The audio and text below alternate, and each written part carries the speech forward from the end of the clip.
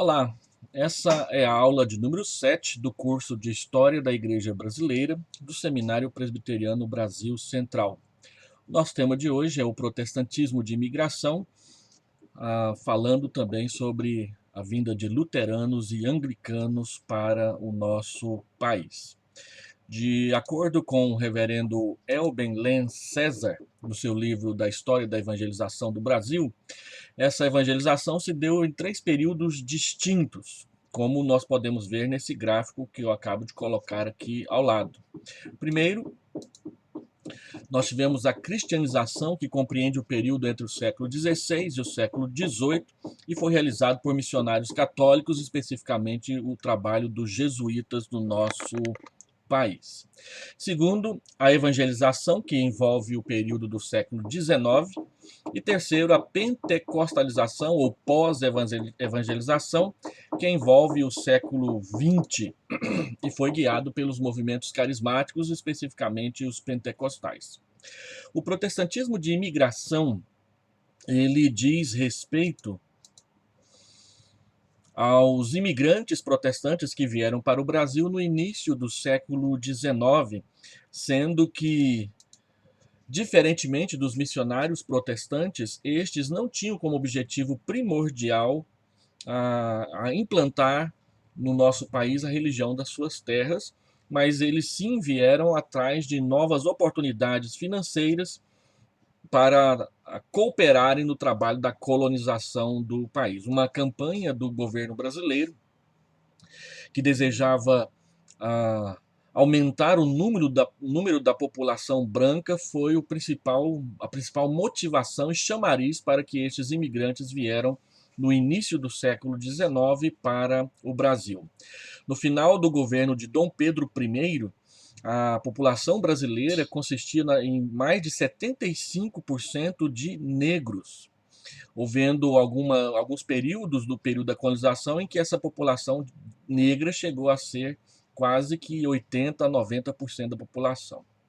Então, o convite e a formalização para que esses imigrantes pudessem vir para o Brasil comprar terras ou até mesmo ganhá-las a preços módicos, inclusive a vinda de muitos imigrantes para o Brasil era patrocinada pelo governo, pagando todas as despesas da viagem de navio da Europa para o Brasil. A intenção era aumentar o número da população branca, ou como diz alguns historiadores, embranquecer a população brasileira. Então nós estudamos dois tipos de protestantismo: o protestantismo de imigração e o protestantismo de missão.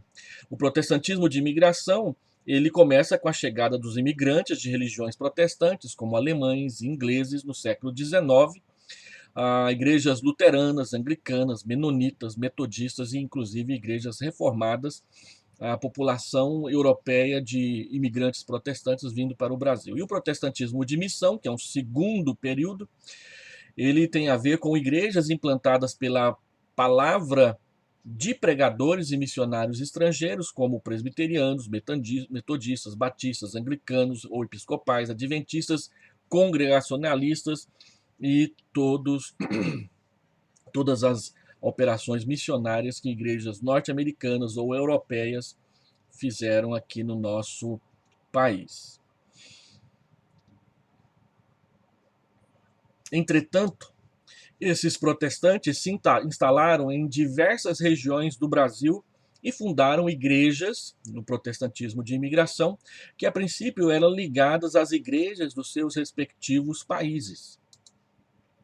Quais foram os motivos para que esses imigrantes então viessem para o Brasil? Um dos principais fatores que contribuiu para a vinda de protestantes para o Brasil foi o surto de imigração no século XIX, principalmente no início do século XIX. O imperador, buscando ao mesmo tempo expandir a colonização do interior brasileiro e satisfazer as elites econômicas com o aumento do número de trabalhadores rurais e urbanos, aumentar a população branca no país, como eu já mencionei, buscou países europeus e nos Estados Unidos a população que ele considerava necessária para o desenvolvimento da nação. O recrutamento de imigrantes começou por volta de 1820, atingindo seu apogeu na segunda metade do século.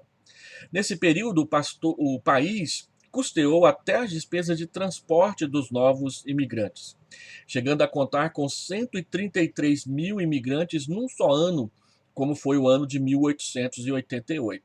Ao todo, entre 1820 e 1930, 110 anos de imigração, o país recebeu entre 4,5 a 5 milhões de imigrantes europeus e norte-americanos. A maioria deles se instalaram nas províncias sulistas devido ao clima mais ameno, mais parecido com a Europa, e uma boa parte desses imigrantes era europeia e de maioria católica, como italianos, por exemplo. Mas um número pequeno deles vinha dos Estados Unidos e eram protestantes. Contudo, as relações econômicas com a Europa antes de 1820 possibilitaram a regulamentação do exercício das religiões dos imigrantes no nosso país. Vamos dar um pouco de atenção para os ingleses neste momento. A Revolução Francesa e a ascensão de Napoleão fizeram com que Portugal e Inglaterra se reaproximassem. Portugal foi forçado a aceitar proteção inglesa e a instalar a sede do governo no Rio de Janeiro. Isto aconteceu em janeiro de 1808, com a vinda da família real para o nosso país. A família real fugia da invasão de Napoleão em Portugal e foi escoltada por navios ingleses até a costa brasileira. Logo após a chegada da família real, o príncipe regente Dom João VI decretou a abertura dos portos brasileiros às nações amigas, beneficiando quase que somente a Inglaterra nessa ação. Em fevereiro de 1810, Portugal e Inglaterra assinaram os tratados de aliança e amizade. Aqui no nosso PowerPoint tem a frente dos dois tratados, e também de aliança e de comércio e navegação, que proibia a aplicação da Inquisição no Brasil e concedia aos estrangeiros residentes ou que viessem a residir no Brasil perfeita liberdade de consciência para praticarem a sua fé. A partir desses tratados, os ingleses inseriram no Brasil o culto anglicano. O artigo 12 do Tratado de Aliança e Comércio, o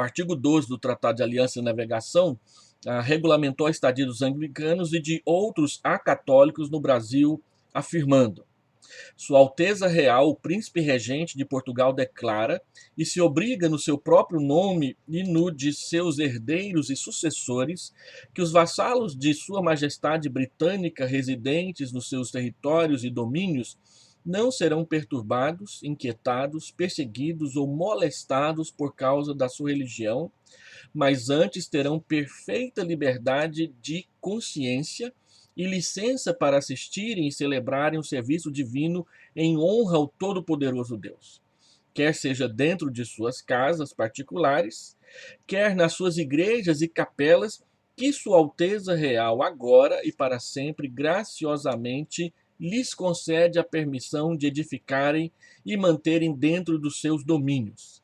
Contanto, e aí vem as restrições, contanto, porém, que as sobreditas igrejas e capelas sejam construídas de tal modo que externamente se assemelhem a casas de habitação, e também que o uso dos sinos não lhes seja permitido, para o fim de anunciarem publicamente as horas do serviço divino.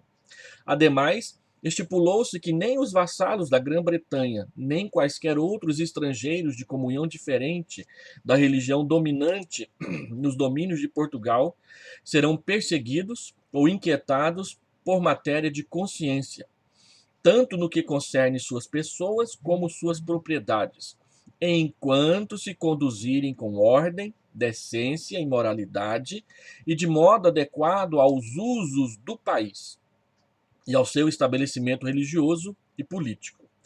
Porém, se provar que eles pregam e declamam publicamente contra a religião católica, ou que eles procuram fazer prosélitos ou conversões, as pessoas que delinquirem poderão, manifestando-se o seu delito, ser mandadas sair do país em que a ofensa tiver sido cometida. Esse é um extrato do decreto que nós encontramos no livro História Documental do Protestantismo Brasileiro, do Dr. Duncan Alexander Haley, publicado pela editora Haste. É um extrato da página 41, tirado do próprio documento. Então, ao olhar essa decisão de Dom João VI, depois reafirmada por Dom Pedro I na Constituição de 1824, em seguida por Dom Pedro II, temos o que foi decidido a respeito da presença do protestantismo no Brasil. A chegada do anglicanismo no Brasil, então, é datada de 1810, quando foi aprovado esse decreto, com a capelania de W. Meade, seguido do primeiro capelão consular, Robert C. Crane, que chegou ao Brasil em 1818.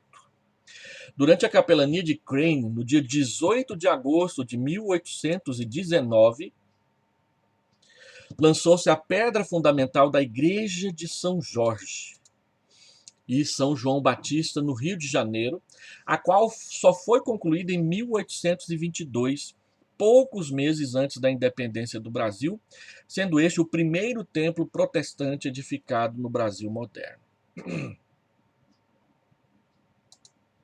Essa igreja anglicana no Brasil era subordinada à igreja britânica, a igreja anglicana britânica, sob os poderes do arcebispo de Cantuária ou bispo de Canterbury. Observe, então, que há permissão para que templos protestantes sejam construídos no Brasil, mas eles não podem ter aparência exterior de templo, não pode ter torre, não pode ter cruz, não pode ter sino, e eles têm que parecer uma residência particular. Quando você vai ao Rio de Janeiro e visita a Catedral Presbiteriana, você nota que do lado tem um prédio retangular de 2 andares. Aquele foi o primeiro templo presbiteriano edificado no Brasil, ele foi inaugurado em 1874. E ele não tem nenhuma aparência externa de templo. É apenas um grande barracão no qual o templo funcionava da nossa primeira igreja aqui no Brasil. Caminhando um pouco mais, a Nova Friburgo e o luteranismo. Antes da independência, Dom João VI havia acertado a vinda de algumas famílias suíças católicas de fala alemã para o Brasil, onde se estabeleceu a colônia de Nova Friburgo, no Rio de Janeiro, em 1820. Por que Nova Friburgo? Porque é região serrana, com o clima bem mais ameno do que na capital do Rio de Janeiro. Em 3 de maio de 1824, chegaram ao Brasil 334 imigrantes instalando-se em Nova Friburgo, com o intuito de trabalhar como agricultores. Estes eram luteranos alemães e vieram acompanhados do seu pastor, Friedrich Oswald Sauerbrunn. Não sei se é assim que lê, mas fica aí a tentativa. Aqui do lado você tem uma fotografia ou uma pintura do reverendo Friedrich Oswald. Os cultos eram realizados inicialmente ao ar livre, nas conferências dos rios Santo Antônio e Cônego, onde os imigrantes acamparam durante meses aguardando seus lotes. Só em 1827, 7 anos depois, construíram o seu primeiro templo, demolido pelas autoridades governamentais, sob o pretexto de que estes eram livres para praticar sua fé apenas em residências e não em templos. Sendo que só em 1857 construíram outro templo próximo àquele local. Houve a necessidade de uma intervenção do próprio imperador para que a permissão fosse concedida e o templo construído. Isso vai acontecer também com os presbiterianos em 1874. Para que a IPB construísse o seu primeiro templo, foi necessária uma dispensa real de Dom Pedro II, assinada pessoalmente por ele. 3 representantes da IPB foram visitar o imperador para pedir essa concessão especial para construir o templo. Os alemães, então, estão no Brasil e na década de 1820, aqui está o templo de Nova Friburgo e o atual templo luterano de Nova Friburgo. A maior parte dos imigrantes alemães que vieram para o Brasil se instalou principalmente no Rio Grande do Sul. Aproximadamente 4.800 alemães chegaram ao Rio Grande do Sul entre 1824 e 1830. E logo fundaram suas igrejas e escolas. Esse templo que está aí na fotografia é um templo que foi edificado posteriormente, com toda certeza, já no período republicano, depois de 1904. As primeiras comunidades luteranas e seus pastores foram, em 1824, São Leopoldo, em homenagem à imperatriz Leopoldina, sendo o pastor Johann Georg Ehlers, de 1824 a 1844.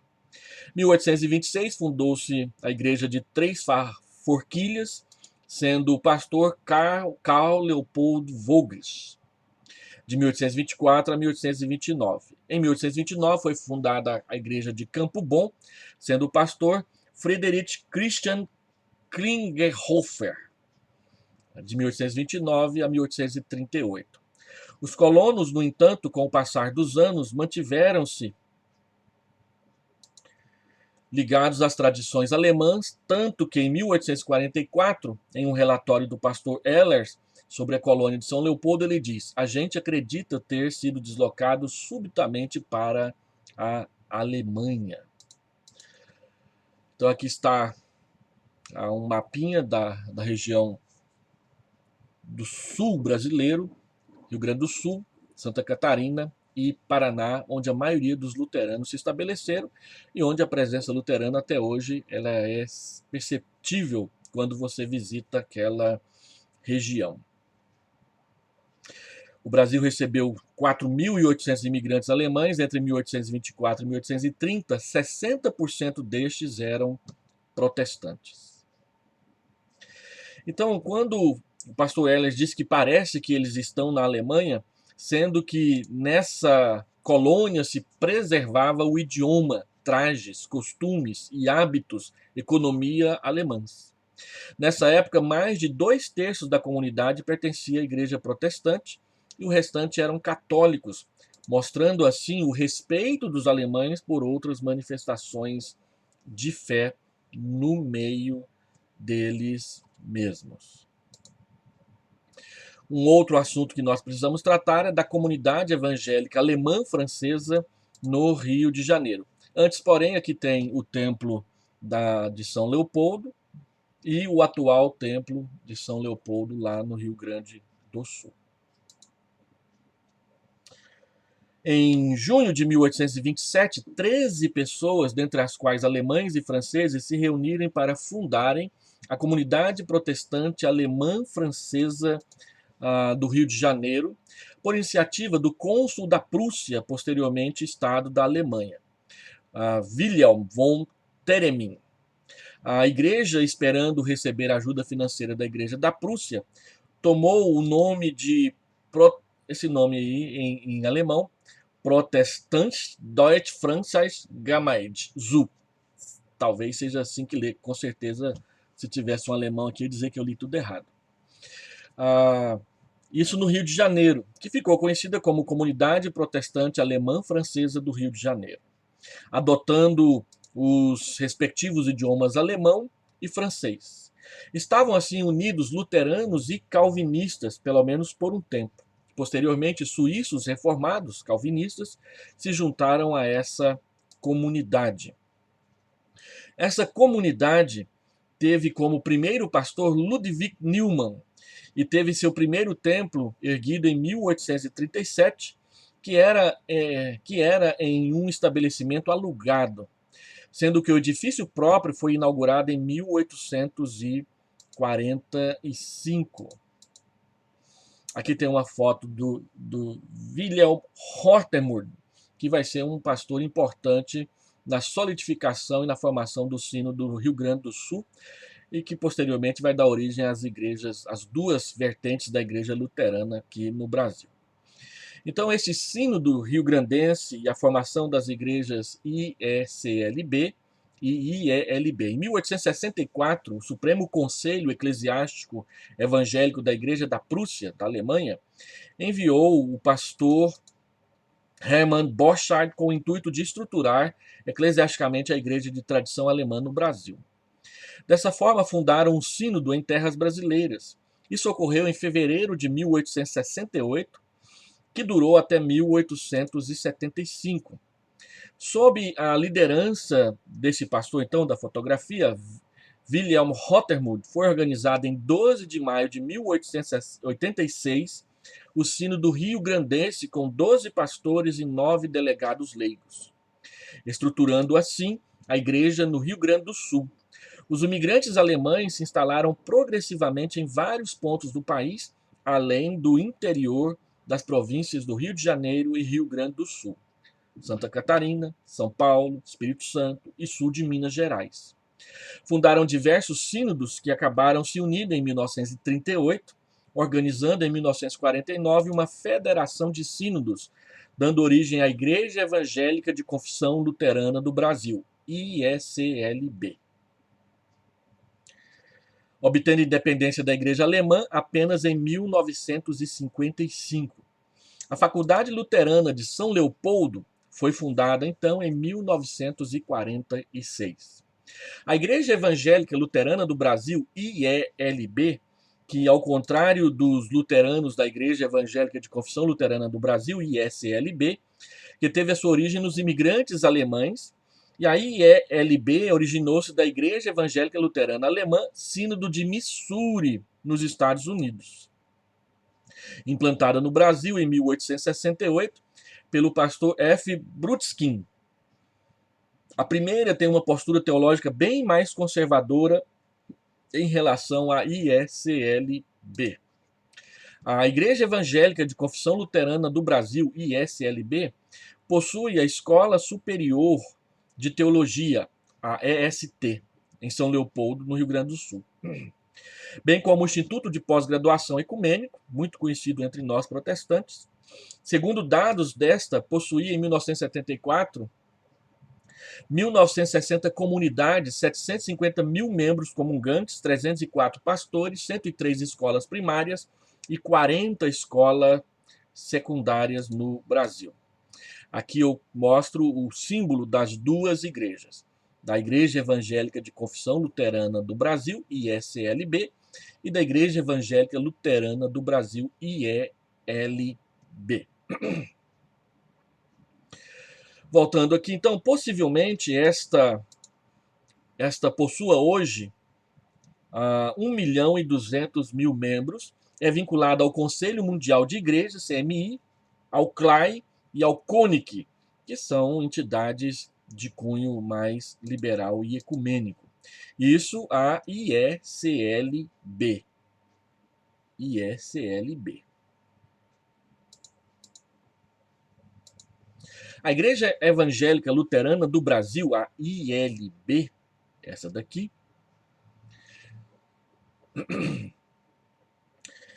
ela ainda se vincula à Igreja Evangélica Alemã do Sínodo de Missouri, nos Estados Unidos, e a todas as igrejas a elas ligadas em 25 países. Possuía, em 1967, 1.062 paróquias e pontos de pregação, 136.203 membros comungantes, 163 pastores, 100 escolas. Provavelmente conte hoje com 200.000 membros. Possui um seminário em Porto Alegre e outro em São Paulo. Não se vincula a organismos ecumênicos, mantendo-se, portanto, mais fiel às suas origens evangélicas e ao luteranismo norte-americano do que ao luteranismo alemão. Portanto, é bem mais influenciada pelo pietismo e pela herança puritana, tão marcantes nas igrejas dos Estados Unidos. Um membro dessa igreja, a Igreja Evangélica Luterana do Brasil, que é muito conhecido entre nós, é o reverendo Waldir Steuernagel, que foi ou ainda é, não tenho certeza, presidente da Visão Mundial, que é uma obra de ação social liderada pelos luteranos. Então essa é a nossa aula de hoje. Nós colocaremos mais informações na plataforma do EAD, as apostilas da aula, com esse PowerPoint no formato de PDF. Deus abençoe a todos. Boa aula!